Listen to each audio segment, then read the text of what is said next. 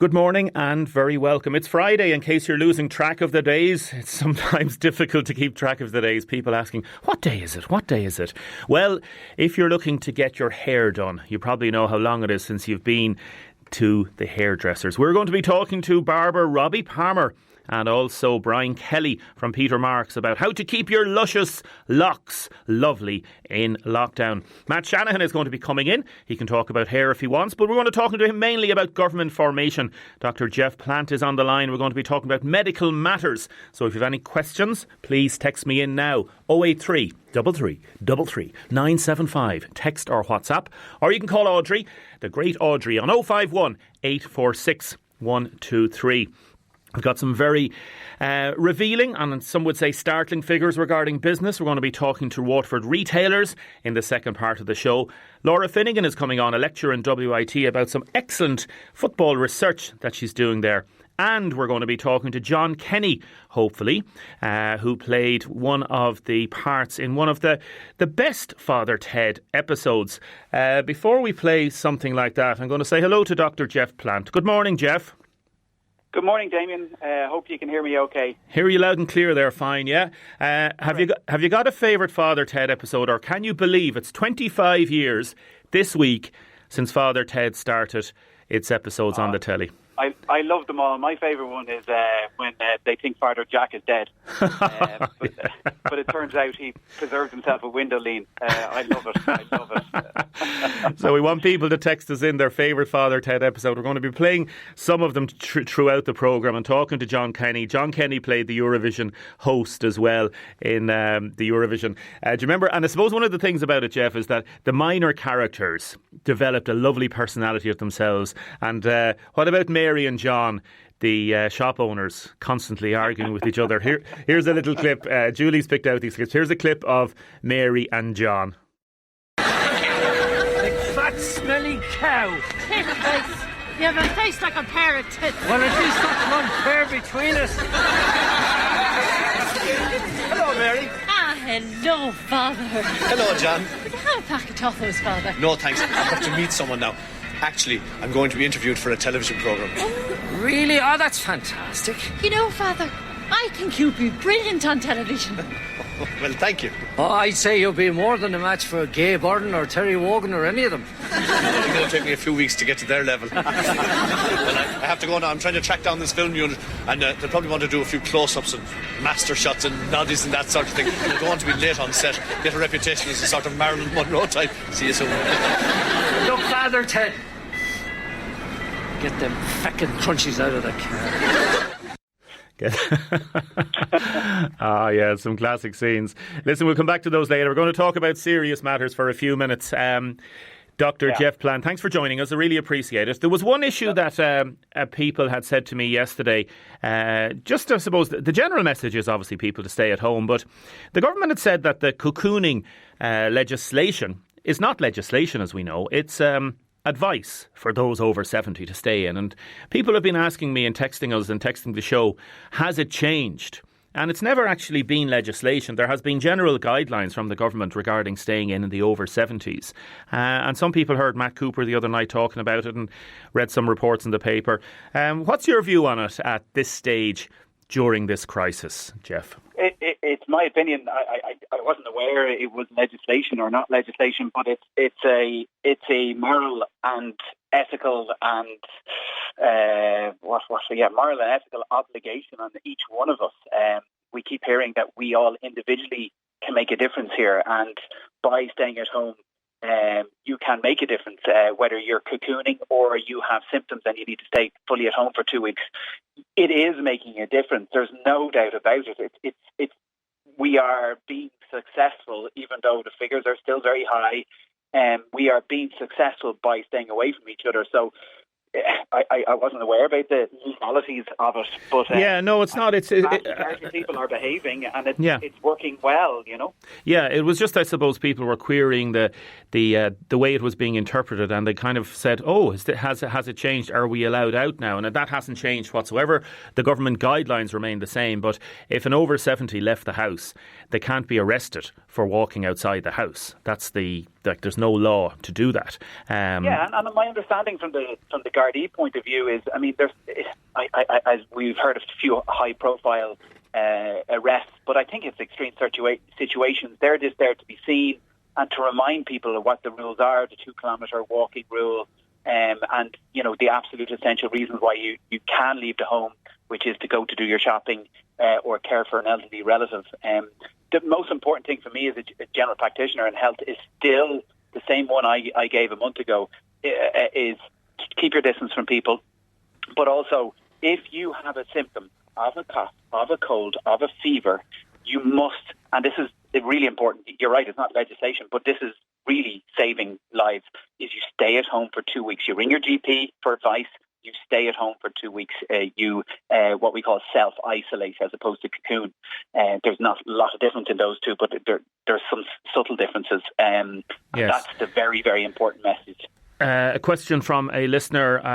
I've diabetes and high blood pressure. I'm on blood thinners. I'm 55. Should I be in isolation? No. Look, we're in lockdown at the moment, and I think most people are kind of in isolation anyway. Most people are. So I listed there a couple of weeks ago. So the absolute essential for people who need to stay at home is called cocooning, and that's everyone over 70. And then there's a set number of people who are on chemotherapy, people who've had transplants, and then a couple of other medical categories. But we're still getting many, many inquiries about, I have high blood pressure, I have diabetes, should I be doing something different, or should I be in work? The answer in general is they don't fall into the high-risk categories. Now, you still need to look after yourself, you need to wash your hands regular, you need to keep the distance from people, and make sure people are covering their mouth for coughing. It goes back to the same. I know we're ad nauseum telling people these instructions, but they're very, very, very effective. So the answer to the person is, unless they're very badly controlled a diabetic, no, there's no particular difference to them to the rest of the population. Okay, I don't know if this applies. What colour inhaler can you give with prednisone steroids, please? Is that a correct way of putting it? I'm not too sure what that question is there. Okay, so there's two different people who have asthma. That listener is obviously an asthmatic. Are on different types of inhalers. There's two main types of inhalers. One is called preventer inhalers, and they're often brown or purple in appearance. They can be other colours as well, but you take 2 puffs of them usually twice a day, or you take them on a regular basis. And then there's a separate one called a blue inhaler that you only take if you're wheezy or you have symptoms. If you're on prednisolone, that's a steroid tablet. Now, very few people on asthma would be on that. Very, very few on a long-term basis. Some people might be on it for a couple of days if their symptoms are bad. But if you are on prednisolone, you can still take your inhalers. Okay, very good. A question, if somebody's phoned into 051846123.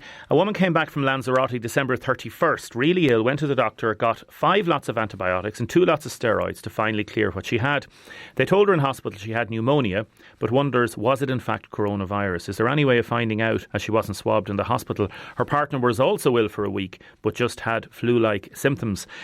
We don't hear if, we presume that person has recovered fully. So is there a possibility she may have had it?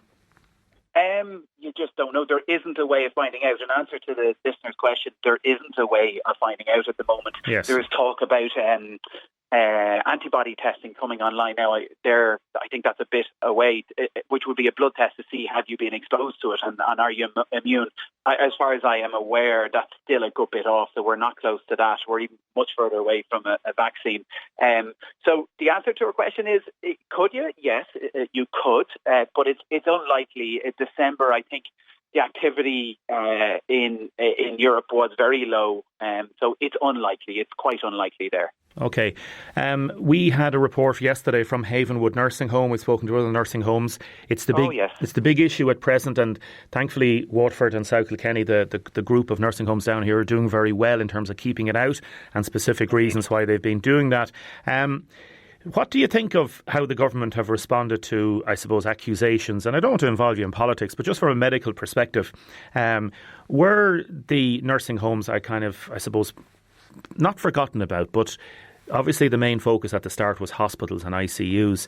And What's your thoughts on like the percentage of people that have died in relation to nursing homes is quite startling.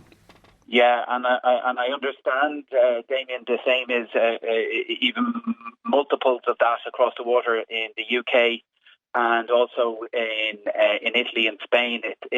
Once it's in nursing homes, it's very vulnerable groups there. Obviously, it's a huge issue, and I know on the media briefings the last week they've certainly said trying to rid it from nursing homes is a priority. I don't know what they're doing for nursing homes. I know Waterford seems to be doing okay, and fingers crossed there. I understand that if there is an outbreak, that there are teams who will now go to nursing homes. My reading is that it's from media and from interviews that I heard on the news. So yeah. I'm not quite sure what that actually means. I like yourself, I read the report of Port Leash there yesterday. It certainly sounded an absolute nightmare for the poor people who are going there. The real difficulty, I think, is trying to maintain staff during an outbreak. It must be an absolute nightmare if a load of people in the nursing home have it, and then staff might have it, and trying to get people to come in and who are well. It must be extremely difficult. I read that there was only one nurse on for a shift who had never worked in that nursing home before. All I can do is my thoughts and feelings are with that poor nurse and with the families of the people in the nursing homes. But I may have said it from the beginning, Damien, if you know anyone in a nursing home, you can't go and visit. It's just impossible. And even if we're being called to nursing homes, we're really, really thinking hard. Do we absolutely? And the nursing homes are telling us this as well. Do we need to go in? Because we do not want to be the people, the vectors to bring it into a nursing home. I mean, you couldn't be. So it's only in absolute essential situations where we go in. I know there is a little bit of controversy about the beginning and when they said people could go to the nursing home right at the beginning. Now that was 4 or 5 weeks ago at this stage. I can certainly understand people's concern now, but as the public health doctors keep saying, they have to do things in stages. If we're already seeing that people on the lockdown now start getting a little bit lazier as time goes by, and if they introduced certain restrictions early, I understand the compliance will wear off at a certain number of weeks, and maybe that's what they were trying to do. I'm not sure. As I said, I'm not a public health expert. Yeah. But yeah, I certainly would like to see for the foreseeable future that certainly people in Waterford should not be visiting a nursing home or a hospital. I know it's very tough if you've got loved ones in there, unless it's an extreme situation. And they are being kept out. So many texts coming in. People cocooning. I suffer from diabetes. I have a stent now. I need to walk. My legs are gone weak. I'm feeling very difficult. I used to walk 6 miles every day. I'm just over 70, and I'm going mad, says this person. Just that mental stress. Another person asking about underlying conditions. Another person asking about I've heart disease and asthma, and I'm still working. Another person, I'm in immunosuppressant. I'm on immunosuppressant medication. I was told I don't fall into the category for the COVID payment. So many questions. I suppose if anybody has any issues regarding stress and how those matters relate to themselves and their physical and mental well-being, Geoff, to give you a ring, to give the doctors a ring. They do, and it's important. I said it last week when I was on to Damien. We are still open. Yes, things are working very, very different. We ring everyone back, but we are still seeing patients. We have appointments, and most GPs are still after the phone call. If it's felt you need to come in, we are doing that assessment. So we are open for business, and please don't be worried about ringing us or not coming in. A lot of people are really not happy to come in at all for their own health and their protection, which I can understand completely. But there's a lot we can do over the phone. But if we still need to examine people, we are doing that. I think it's important that people are looking after their mental health. Can I just get it out there that I'm sure you've mentioned it before. I mean, these are exceptional times, and these are probably going to continue for a while, as far as I'm aware. It's okay to be worried and anxious in these situations, except that when you're feeling terribly on edge, just reflect back on that and say, well, look, this is exceptional circumstances. You're a human being. It's okay to feel like that at the moment. Don't be beating yourself up. that you're feeling on edge. And what if somebody, Geoff, what if somebody rings you, just like somebody has texted me now and says, I'm 72, I'm in good health, I've stayed at home for the last 4 weeks, can I go out for a walk now? Like, what do you say to somebody like that? I will say the national guidelines are there to protect us for a reason, and I know this is very tough, and hopefully there's only another 2 to 3 weeks in the app for the over 70. So in that particular situation, in over 70, I know my own father is on to me all the time. Can I not just walk down to the green up in Dublin? And I'm telling him no. Just walk around the garden, try to do some exercises in the house. That's what I've been telling people. Lots of good stuff online and exercise programs on TV. Just keep doing it. Walk up and down the stairs 10 times. Just keep exercising in the house. It is tough. And look, it's really tough. And I completely understand. Even me, when I'm at home at the weekends, just getting out for a run and just the restricted 2-kilometre radius is tough. So I can only imagine how tough it is for those people who are stuck in their house. Yeah. I would advise them, please, guys, let's stick with this. We're doing really well in Waterford. Really, really well. It's still there, and there's a risk of it. If there was, let's say we all started relaxing now, Damon, and taking it easy, and sure, that doesn't really apply to me. We could get it down here in big numbers, and we could be, this could change overnight, literally overnight. This could change if we don't all do what we're being told to do, and I understand how tough that is. Yeah, okay. Geoff, good to talk to you. Mind yourself and you and your family, okay? No problem. Thanks, Damon. Thank you very much, Geoff. And a special mention to all those that are working in doctor surgeries, secretaries, attendants, nurses. Special mention to them. Sometimes they get forgotten about as well. What do you think of the posting on social media last night regarding 200 fruit pickers arriving in the country this week with allegedly no social distancing measures on board? The Irish Times reports this morning concerns have been raised about the Ryanair flight carrying them. Their transit to the country has been called into question given ongoing public restrictions.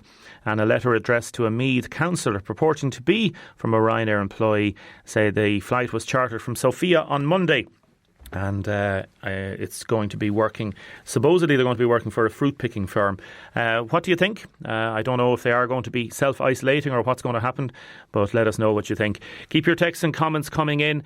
I'm going to try and get to as many of them as possible. I really am. If I don't, as I say, because we're getting considerable increase, I'd say there's 200% increase in texts and comments over the last number of weeks. A woman has phoned in to say her mother is 77, fit as a fiddle, no underlying condition, but hasn't moved outside the door since the middle of March. She's going stir crazy in the house. She's terrified to go outside. Her daughter had encouraged her to go for a short spin in the car to break the monotony, but she thinks she'll be stopped by the Gardaí. That's just summarises the combination of factors and combination of thoughts that people have. They want to get out, and yet they're terrified, some of them, to go out. It's just very, very difficult. One thing that does annoy me is this idea of the underlying conditions, and a texter has texted in, when Tony Hoolan says people who died at underlying conditions, it makes me mad. Are these people not loved or cherished like everyone else? I'd agree with you. I don't like that phrase. I don't like the way they put it. What they're trying to do is obviously say that there's a certain percentage have underlying conditions, but of the 44 that died yesterday, 27 had underlying conditions. But that means close on, 15 didn't. So if you don't have an underlying condition, you're still possibly at risk. So it's very, very difficult. We're going to be talking to Matt Shanahan next about politics.